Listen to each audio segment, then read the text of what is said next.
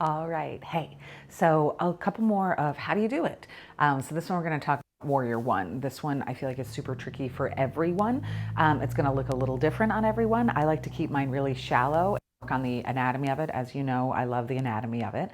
So I'll show you how I do it. You can do it classically, either from a low lunge and kind of work your way up, or you can just do it from standing and step back. We'll probably work on it both ways just so you can kind of see what's going on. But let's get to it. So meet me in a down dog. I'm going to use my blocks. You don't have to. Um, nice down dog. Give yourself a moment if you need to kind of stretch, wiggle, and do what you will. Good. So you're just going to step into a three-legged dog. So just lift your right leg up high. You're going to pull the knee through, come into a low lunge. Good. And the best way I know to get into a Warrior One from here is to take your eyes, physically look back at your left foot.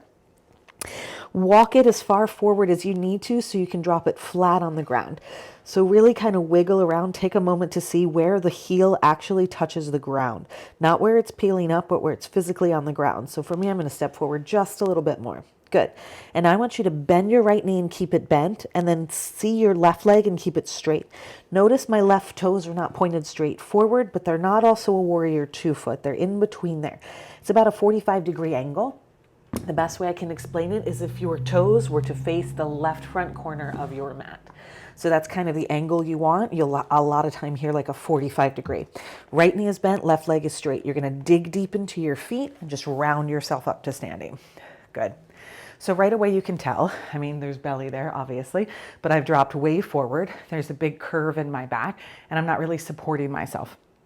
This actually feels a little bit wide for me, especially with everything that's going on. And if you can see my right knee, it's about in line with my ankle, but it's a little bit behind it. So what I'm going to do, because today I'm seeming a little bit more tight than I thought I was, is I'm going to take my left foot and step it forward just a bit more. So it's really comfortable on the ground. And now I can bend into my right knee. So now I have the option of straightening it or bending it more. Perfect. Good.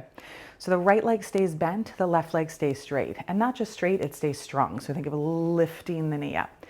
What happens in Warrior One is our hips tend to skew to the side. So now they're facing that left corner of the mat, and we want both hip bones, as we always do, to point whoosh, straight forward.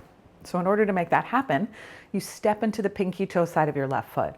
By stepping down, you can feel the arch on your left foot start to lift up. Perfect, that's what you want. So glue your left big toe down and step towards the pinky toe. So now you're getting a rotation, an outward rotation in the bottom of the leg. That's what you want.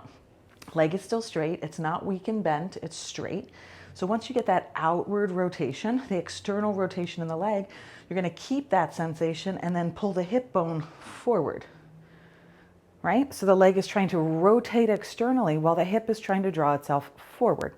We'd like to lose the bend in the right leg, which I already have. So re-bend into it, but not at the sacrifice of the low back. So see how the belly is dropped here and the low back has gotten this giant sway, which also equals a lot of pressure. So now my left hip bone is pointing forward, and so is my right hip bone. Now, like in every posture, I'm going to take my hip bones and pick them up so that I'm pointing my tailbone down. So I'm still bending into the right leg, still strengthening. Now I'm starting to get this really delicious stretch inside the body, up through the front of the hip flexor, maybe even into the psoas. You can take your arms above your head. That's kind of a classic Warrior One. You can plant your hands at your heart. Really anywhere you want them to go is kind of where they can go.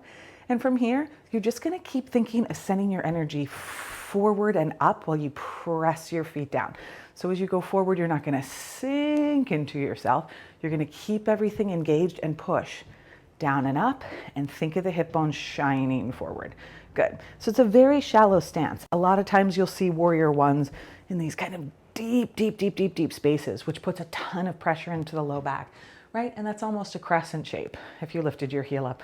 We don't need them to be that deep, right? It's always about the anatomy, keeping the hip bone square. So let's try the other side. Whew, give that a wiggle out. Let's try this one from standing. So if you were just standing, feet can touch your hip width, whatever makes more sense to you. The left foot's going to stay forward first. The right foot, you're just going to basically step back in space until the ball of the foot touches the ground. You're going to roll the heel in so the toes point towards the right front corner of your mat, right? So instead of the heel dropping straight down, you're going to pick it up and turn it in just a bit and then step comfortably down. And again, you want to be as comfortable as you can on both feet so that you can bend your left knee without sinking into the low back, right? So again, this might be a pretty narrow stance. Depends on what's going on in those hips. You're gonna push into the pinky toe side of the right foot, wrap the leg externally outward so you can see the legs getting stronger. And then I'm gonna keep that wrapping around, but pull the hip bone forward. I'm gonna step heavy into my feet as if I was to push to straighten out my legs. But instead of straightening, I'm gonna drag the hip bones up, right? So that push down instead of straightening the legs is you're gonna use it to drag up. Good, close the ribs in. Arms can go overhead or hands can come to heart center. And as you start to feel more open, you're gonna push down deeper and start to shift hip bone straight forward, more energy through the left leg. Good, take a big breath in, big breath out. So I feel a huge stretch up my hip flexors. I'm really tight in my hip flexors. So this is a massive stretch in the hip flexors. If my arms are up, or especially if I'm looking up, instead of sinking, I'm pushing down to lift up, I start to get a lot of psoas action here, which feels delicious because we rarely stretch that area. I'm also tight in my shins, so I'm getting a shin stretch as well. Because I'm pressing down so much, I'm getting a nice long stretch. And the more I move forward, the more the shin itself starts to stretch. The more the ankle starts to stretch, the more the heel digs in. So that is a warrior one, Virabhadrasana 1. Now you know how to do it. That's it. See ya.